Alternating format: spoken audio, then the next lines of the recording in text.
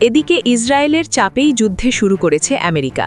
মার্কিন president Donald ট্রাম্পকে তুলোধনা করলেন আমেরিকার জাতীয় সন্ত্রাস দমন কেন্দ্রের ডিরেক্টর জো কেন্ট। একই সঙ্গে তিনি তার পদ থেকে ইস্তফাও দিয়েছেন। বিশেষজ্ঞদের বলছেন, কেন্টের এহেন মন্তব্য কার্যত মুখোশ খুলে দিয়েছে মার্কিন প্রেসিডেন্টের। মঙ্গলবার কেন্ট পদত্যাগ করে জানান, বিবেকের তাড়নাতেই তিনি ইস্তফা দিয়েছেন। ইরানের বিরুদ্ধে আমেরিকার এই সামরিক অভিযানকে তিনি কোনো মতেই সমর্থন করতে পারবেন না। নিজের এক্স হ্যান্ডেলে তিনি লেখেন, ইরান আমেরিকার জন্য কোনো বিপদ ছিল না, কিন্তু ইসরায়েলের চাপেই আমরা তেহরানের সঙ্গে যুদ্ধে জড়িয়েছি।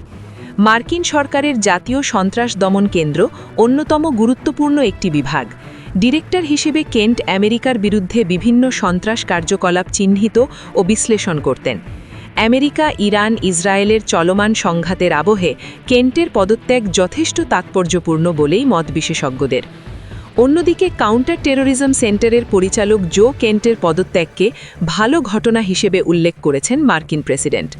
মঙ্গলবার পদত্যাগের বিষয়ে সাংবাদিকদের এক প্রশ্নে জবাবে ট্রাম্প বলেন, কেন্ট সিকিউরিটি ইস্যুতে খুবই দুর্বল ছিলেন।